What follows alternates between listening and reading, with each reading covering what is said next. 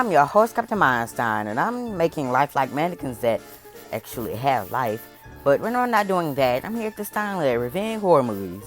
My Zombieland review is taking more of my time, so it's gonna need more time to finish. So to tie you people over until it is, I will be reviewing an obscure horror flick called Tourist Trap, which was released in 1979. This film was a surprise for me, as I was expecting it to just be a bad, campy slasher flick, but it's genuinely a great time.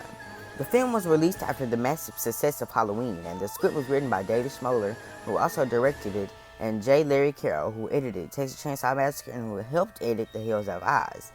Schmoller wanted John Carpenter to direct it first, but Carroll was unsatisfied with the financial arrangements, so he insisted that Schmoller direct instead. They originally pitched the film to Samuel Z. Arkoff, who made such films as Blackula, I Was a Teenage Werewolf, and the 1979 adaptation of Jay Anson's book, The Amityville Horror. Robert A. Burns, who also worked on acclaimed horror flicks such as The Hills Have Eyes and The Texas Chainsaw Massacre, was a production designer on this flick. So yeah, he's the reason why the Sawyer house was so dilapidated and smelled like dead people. Thank him. This flick was different from slasher flicks that were already released. This flick has a killer with telekinetic powers. Whoa! But apparently that whole subplot wasn't originally written into the screenplay. It was implemented by Charles Band, who you may know for Ghoulies and Reanimator, or the Puppet Master series and the Sub-CC's franchise for Full Moon Features. He produced this flick. Tourist Trap, unbeknownst to some people, is a remake of a 1976 short film directed by Schmoller called The Spider Will Kill You. The short film is about a blind man named Jonathan who lives in an apartment with lifelike mannequins. He falls in love with a female mannequin named Christina, who comes alive and turns out to be very deadly.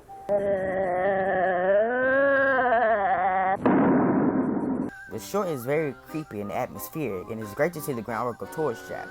The quality of the short, though, is rough to look at. It reminds me of Within the Woods, but if you like Tourist Trap, you will enjoy the short, hopefully. Also, Stephen King praised the flick in his book Danse Macabre, which I hope I'm pronouncing correctly, which I still need to read. That gave this film an official seal of horror approval. Anyway, let's get to the actual movie. The film starts on a black background. Okay, what is up with that Scooby-Doo sounding background music?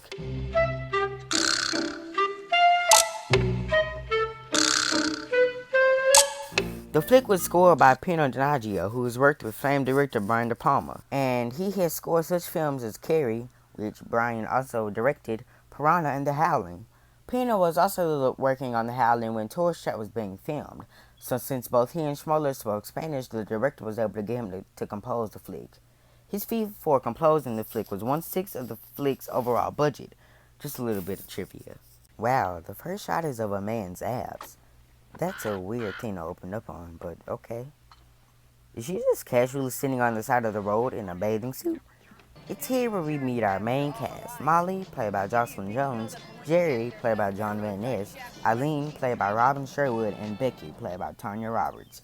The cast all perform well with some wooden acting, and the characters are all fun, although they make some dumb decisions and are very one-dimensional. This was before all the cliches of the horror genre were set in stone, okay?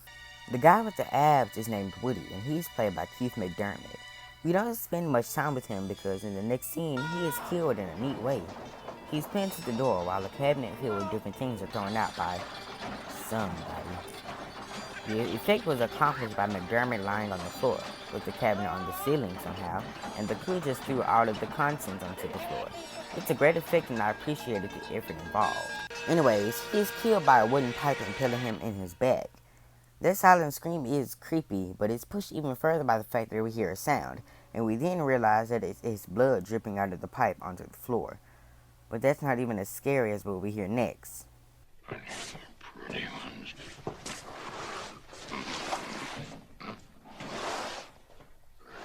What in the world was that?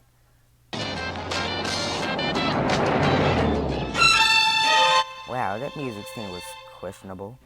Wait, what type of car is that? Anyway, the group of girls decide to go skinny dipping. No nudity, of course. It doesn't really bother me, but some people might be bothered. So, who needs a bathing suit? She doesn't know if that water is dirty, though. Fun fact, David Schmoller was embarrassed to ask the girls to go nude for this scene because the script originally called for nudity. But when he did, the collective answer was no. Look, what do you got? We're hot on Woodrow's trail. These tourist traps are all alike. Roll credits. Oh, we're only 12 minutes in. Never mind.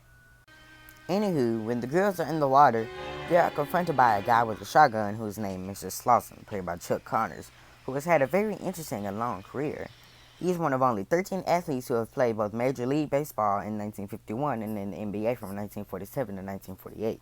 Even though he has a 40-year-long film and television career, he is best known as Lucas McCain in the ABC series The Rifleman, which aired from 1958 to 1963. Fun career. Moving on from this small tangent, Mr. Slauson is creeping on the girls while they sit in the water very uncomfortably, and he talks to them about how the lake or whatever used to be very popular, but since cars were invented, they stopped going. Okay, that's a weird thing to say to people you don't know. What's your name? Why does he have a cowboy hat on? Does this movie take place in Texas? What a weird encounter. Mr. Slauson, for most of the movie, is an endearing yet creepy man who is the most obvious red herring. But Chuck Connors' performance really makes you want to trust the guy, yet I was suspicious of him for most of the movie. He plays the character as a lonely old guy who just wants company, and you can't help but love him. Anyway, on to the next plot point. Mr. Slauson offers to take the kids to his ex-museum to grab some tools to fix their car. He orders the girls to stay, which is kind of sexist, but then it's kind of not, and he takes Jerry to the car. The first thing the girls notice is that the museum is filled with mannequins. Mr. Slauson even has mannequins that shoot at you. The guns are filled with blanks, though.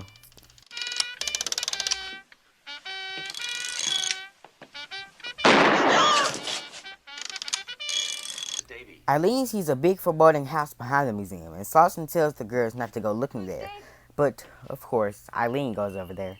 She didn't know not to go to mansions that could get you killed. Halloween wasn't even out when they filmed this. Excuse her. She makes her way over there. She walks throughout the house, and when she hears talking, she walks into a room and sees mannequins? When a voice calls her name, she enters a room filled with many more mannequins that will make Laurie Strode proud, but she doesn't notice when the eyes on the mannequins move. When she tries on a scarf, a figure walks behind her. Oh, it's Leatherface. Oh, no, it's not. Yeah, this is just one of the many parallels between this flick and Texas Chainsaw Massacre. The crew even called the killer Plasterface on set. The mirror breaks and the scarf around her neck tightens, strangling her. That death was creepy, but she doesn't even look scared.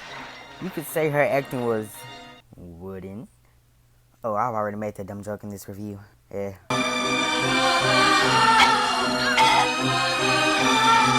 Why are the mannequins singing? Did they make a mannequin choir? Molly and Becky are still in the museum, and they see a mannequin in a hollowed out part in the wall with fairy lights strewn across it.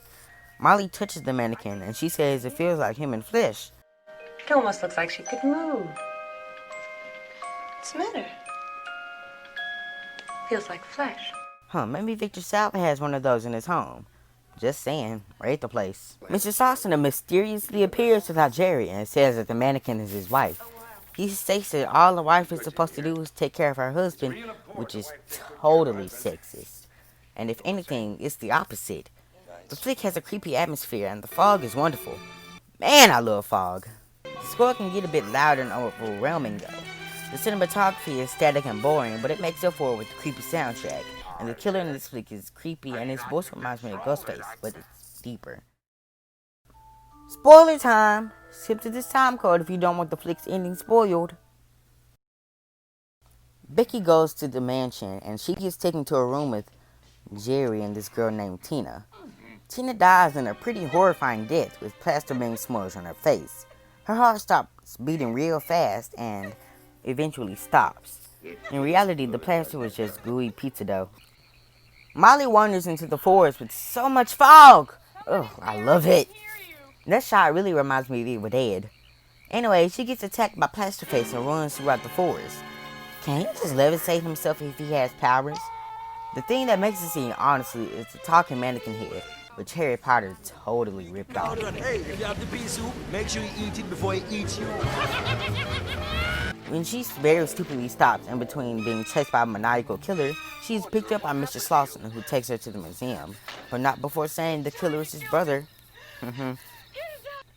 When they get there, Slauson gives Molly a shotgun and tells her to shoot Plasterface if he shows up. He, of course, shows up, and she actually shoots him, except the gun has blanks. Sucks for her, haha. She whacks him on his face, and that breaks his mask to reveal Mr. Slauson. Yeah, that reveal was so obvious it hurts. He chases Molly until she ends up in a pond or something, and he sneaks up behind her, using his powers, of course. Are slasher movie characters ever aware of their surroundings?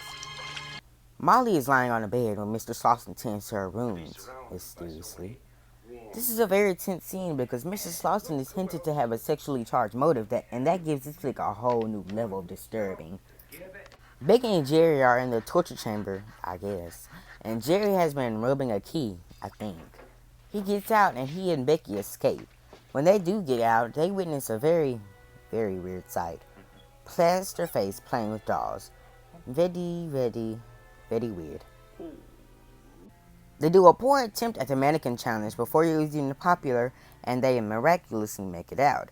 But when Jerry makes too much noise, Plasterface jump scares him.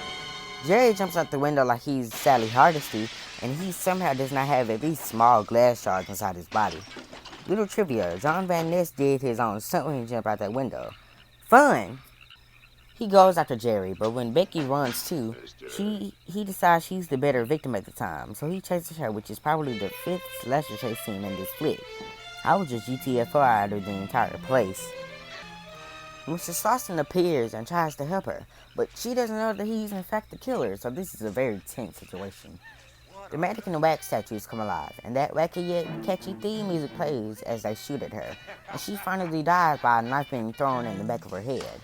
In reality, a wooden block was taped behind her hair, and the knife was wired and thrown into the block. Huh, so she's really dead. Why didn't she die earlier? Molly is still on the bed, and a mannequin comes alive and tends to her, giving her a drink. That mannequin was played by Schmoller's Zen wife, in fact, and she was supposed to have 2 lines of dialogue, but Schmoller cut it in the editing process. She never forgave him for it. How funny would it be if she filed for divorce because he cut 2 lines she was supposed to say in one movie? The whole final act is kind of messy and confusing, with so much stuff going on that I had trouble keeping up with the plot points.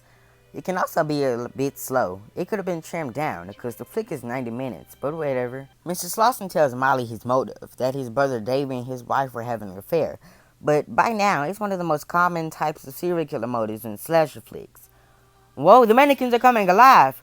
Oh, and they're singing again. Weird. Mr. Slauson puts the mask of his wife on Molly and kisses her, which is weird and is technically pedophilia, and it's a shocking scene. He then turns Jerry into a mannequin while he is still alive, which is truly horrifying, and dances with the statue of his wife. Molly picks up an axe and whacks him in the head. He didn't see her pointing the axe? The next morning, Molly, who is now insane apparently, drives into a freeze frame while carrying the mannequins of her friends in the truck. That was unintentionally funny. Well, that was Tourist Trap, and it's a fine flick. I just had some gripes with it. The flick could have been shorter, the characters don't really have depth outside of Slauson, and the final act is weird and confusing. Overall, though, I would recommend this flick. I'll give Tourist Trap a low Captain Skip. Well, I'm going to continue editing my Zombieland review, which I hope to have out soon.